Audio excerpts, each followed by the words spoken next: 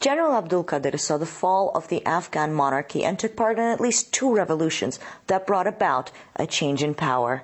And despite the fact he's lived in Russia since 1957, he still follows the news of his homeland with avid interest. Mr. Kadyr agreed to give us an exclusive interview.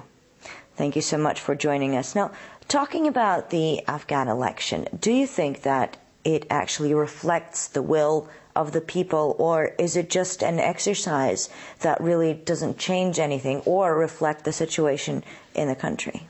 To be frank, the vote in Afghanistan is more symbolic because Afghani people have never voted.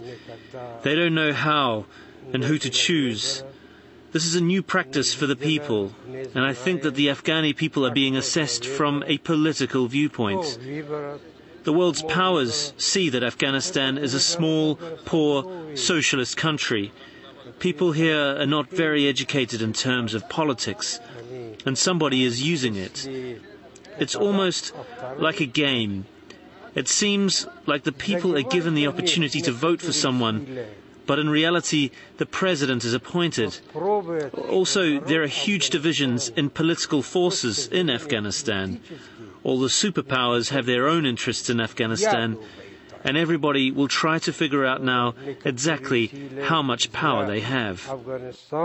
Now, you've mentioned several dangers, political dangers connected to the election, but there are also physical threats. There were many threats made against the people, in order to discourage them from voting and taking part in the election. Now, is this a sort of a reflection of the opposition between the U.S. and coalition forces and the various political groups within Afghanistan itself?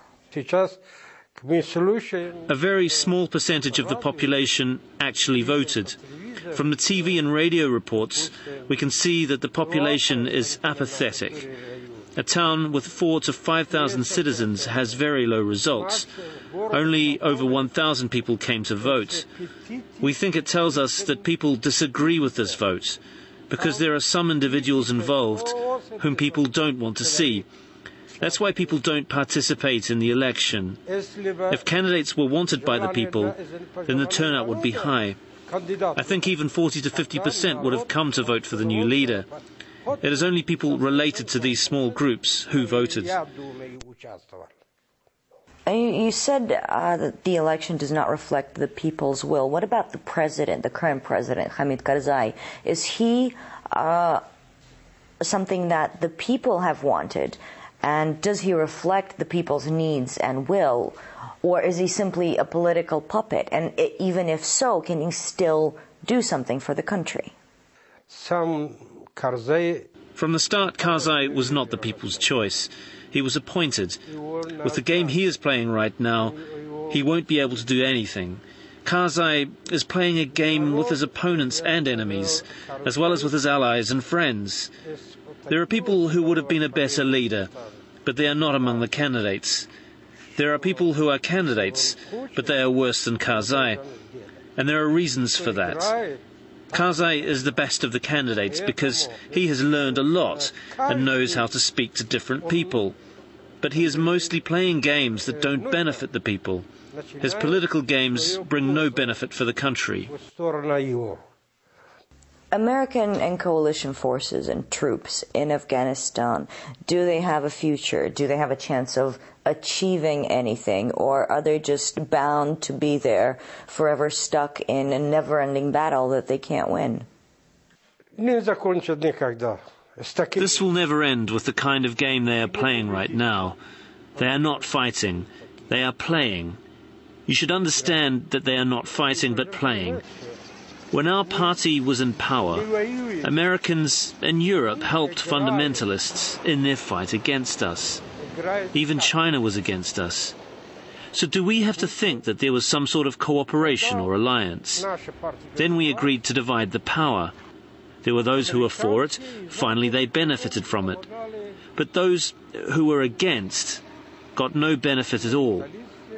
Americans were helping fundamentalists for a long time.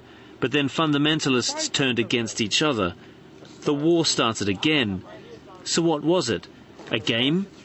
Was this the plan? This was the plan. To turn fundamentalists against each other, continue the war so that they are weakened and therefore obedient to America, and fulfill their orders. So the Taliban got too strong. So they had to start a war against the Taliban. Islam all around the world became more strong and popular. That was America's big mistake. So they needed a candidate from their group and put him in power. And Karzai came into the picture. You may know that Karzai's family is a very old one. At the very beginning of the country's history, his family's tribe was in power here in Afghanistan. This is one thing. And secondly, Karzai was prepared and trained for this. So when the Taliban could not fight anymore, they agreed to the Karzai proposal.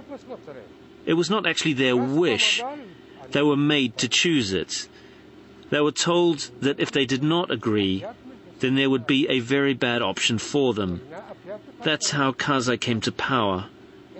There was one period of his leadership, then another.